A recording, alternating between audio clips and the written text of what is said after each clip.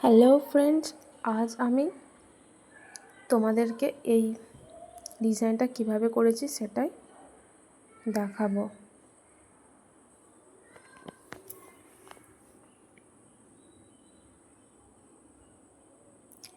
ডিজাইনটা করার জন্য প্রথমে আমি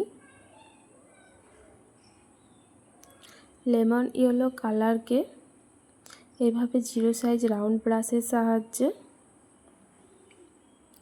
করে নিচ্ছি।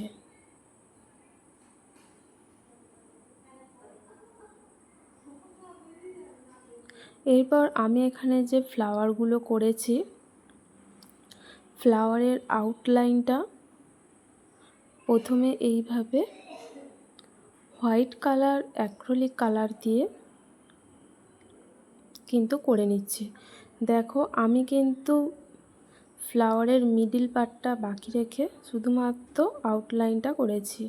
এরপর মাঝের অংশটা এইভাবে রেড কালার দিয়ে ভরিয়ে দিলাম।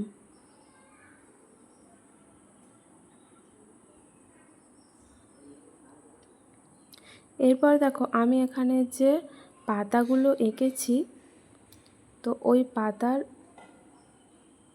এক সাইডটা দেখো এভাবে ব্লু কালার দিয়েছি এবং বাকি সাইডটা এভাবে হোয়াইট দিয়ে কিন্তু স্প্রেড করে দিচ্ছি।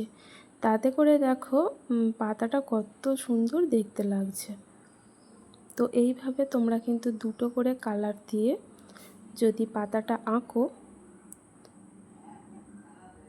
তাহলে কিন্তু দেখতে আরও সুন্দর লাগবে। একটা কালার দিয়ে করলে পাতাটা যতটা সুন্দর লাগবে, দুটো কালার দিলে কিন্তু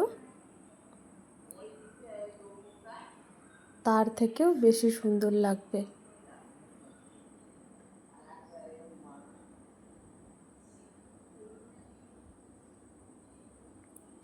একই রকমভাবে আমি এখানেও কিন্তু দেখো ফ্লাওয়ার এঁকে নিচ্ছি এবং তার সাথে পাতাগুলো দেখো আগেই কিন্তু এঁকে নিয়েছি।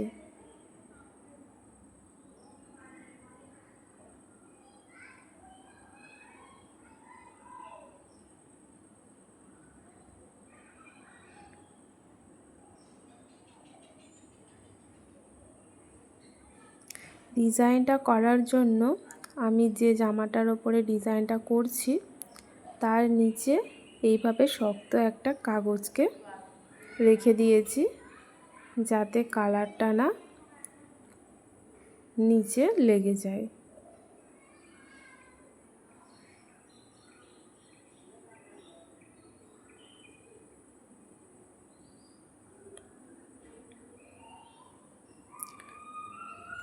তো জামাতে যখন ফেব্রিক কালার করবে,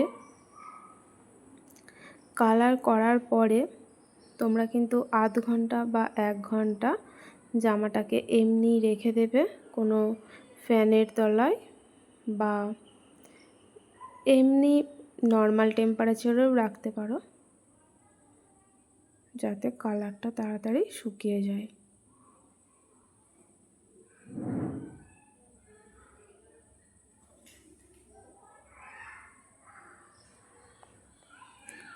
কালারটা শুকিয়ে যাওয়ার পরে তারপরে তোমরা জামাটাকে পাট করে রাখবে, ভাঁজ করে রাখবে, অর্থাৎ অন্য জায়গায় সরিয়ে রাখতে পারো, কিন্তু তার আগে কালারটা শুকিয়েছে কিনা দেখে নেবে।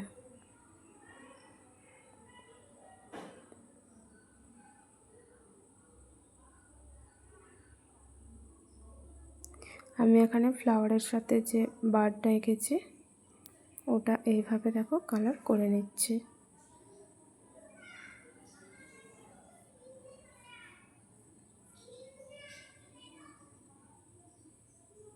আমার কিন্তু ভিডিওটা প্রায়